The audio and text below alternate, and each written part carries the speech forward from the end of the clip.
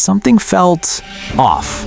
A major Hollywood lawsuit, a shocking court decision, and then an avalanche of social media posts that left people confused, divided, and asking one question: what is really going on here? Because when Blake Lively responded after losing most of her claims against Justin Baldoni, the internet didn't just react, it exploded. And now, with voices like Piers Morgan calling her statement disingenuous, it's time to slow down, cut through the noise, and break down what actually happened, fact by fact.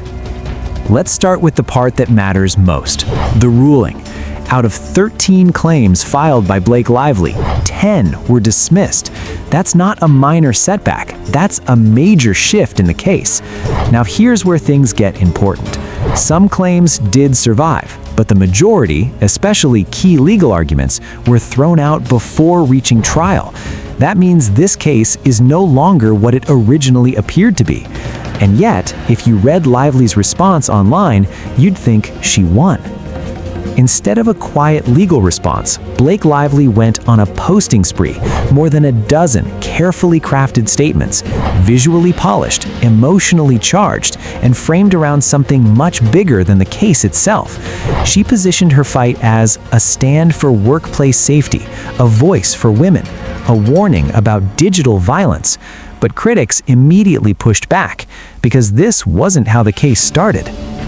Early on, the focus was clear: allegations tied to misconduct on set, claims of an unsafe work environment.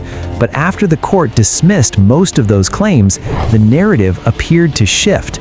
Now the focus: retaliation, online harassment, broader social issues. That's a big pivot, and critics argue it didn't happen after the legal losses. This is where things turned intense. Public figures and commentators didn't hold back. Piers Morgan called her statement laughably disingenuous and accused her of damaging her own brand.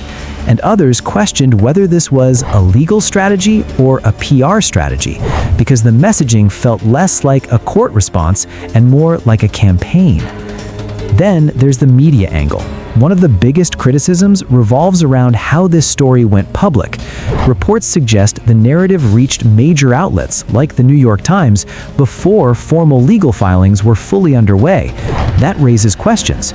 Was the story shaped early? Was public opinion part of the strategy? Supporters say she was speaking out. Critics say it was controlled messaging from day one. Here's the key truth most people miss. Surviving a court motion is not the same as winning a case. What remains now is narrower. The trial will focus on whether retaliation occurred, whether actions taken harmed her reputation. But crucially, it does not mean the original allegations were proven. It does not mean the court validated the full story. It simply means some claims met the minimum threshold to be argued in court. That's it. This case has become more than legal. It's now a battle of perception. On one side, a celebrity saying she's standing up for something bigger. On the other, critics saying the narrative changed after legal setbacks. And in the middle, millions of people trying to figure out what's real and what's being framed. There's one thing almost everyone agrees on. This situation is risky. For Blake Lively's image, for Justin Baldoni's reputation, and for how audiences view celebrity legal battles moving forward. Because when legal arguments mix with social messaging, the lines get blurry. And once public trust starts to crack, it's very hard to rebuild. So here's where things stand. A lawsuit that started one way, a court ruling that changed everything, and a response that sparked even more controversy. The trial isn't the end, it's just the next chapter. And whether this becomes a story of justice or a case study in media strategy depends on what happens next. Down below, what do you think? Is this about truth or control of the narrative? Drop your thoughts. And if you want more deep dives, real breakdowns, and stories the headlines don't fully explain, subscribe now, because the real story is just getting started.